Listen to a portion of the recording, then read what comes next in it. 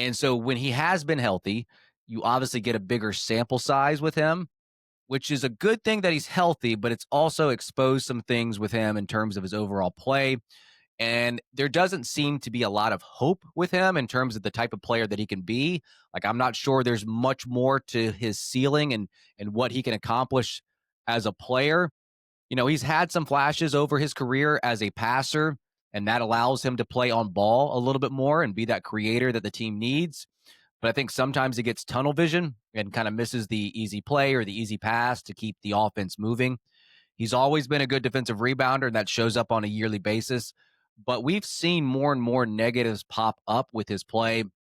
And I know a lot of fans are getting frustrated with him. A lot of fans are probably like big defenders of Miles, and there's like the opposite end of the spectrum where guys are just fed up with the way that he's playing. And I think it's just because he plays so often, you see him so often, you get to see these little positives, but you also see a lot of these negatives pop up. I think for the biggest thing for me, James, and I can kind of get into the stats that back up this eye test here a little later, is the fact that he's been fairly inefficient all over the court. And the thing that worries me the most is his rim finishing. And with the way that he is used as a player, he needs to be a good finisher at the rim. Like, you think of Miles Bridges, this athletic guy that can get downhill and things of that nature, but he's not a good rim finisher. He's not been efficient on the floor. And offensively, you would hope he can kind of put things together, but it just seems like he can do it for a game or two. But then there comes 4 or 5 games in a row where he is shooting 32% from three, 50% at the rim. What's your overall stance, James, on Miles and like what's been going on with him recently or just kind of, in his career? The first thing I'll say is I think you are right. He is consistently inconsistent, and he goes through these hot streaks of where you're like, oh, like he's really found it, and then he goes through these barren spells. And the weird thing is, almost different to any other player on this team, almost that I've covered, the more people that are out injured, the better he seems to play. Even though his life is harder, he's asked to do more, he seems to succeed or find more success. He seems to shoot the ball better, seems to be more aggressive, to finish better.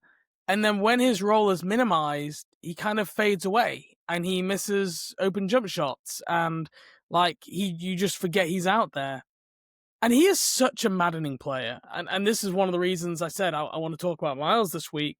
I mean, I do my kind of like, I pick 3 top performers after every game and I give them some stars. People will see it next.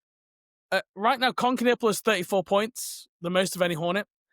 Next is Miles Bridges with 28, and third is LaMelo Ball with 15. And you would not say Miles Bridges is the second best player on this team?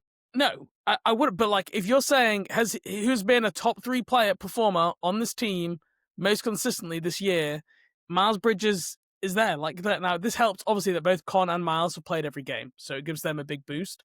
But even that, like Miles Bridges' 28 points is not that far behind Concanipple's 34, and yet my mental picture of what the season has been that he started the season really hot, came out on fire, shooting the ball really well, rebounding at a super high level, and then he's kind of dropped off. And some of that does match as well. Like if you look at his 24 games played so far, first 12 games, his effective field goal percentage was 52%. He shot 37% from 3. He was up at 23 points, 7 rebounds, 4 assists. Okay?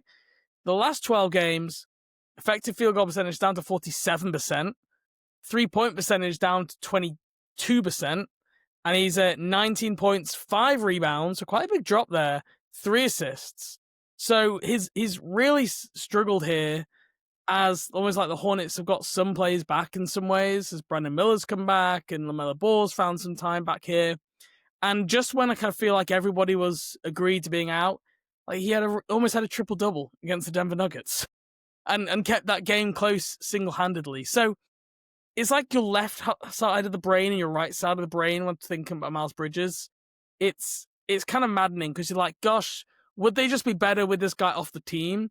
But then you look and go, well, hold on, where are they going to find 20 points, 8 rebounds, 5 assists every night when these other guys are hurt? It's a real quandary, and I don't blame the team for kind of wanting to explore it more and not trading him yet, because there are elements that you think, well, if you could just tap into X and Y and Z, then there's a player in there somewhere.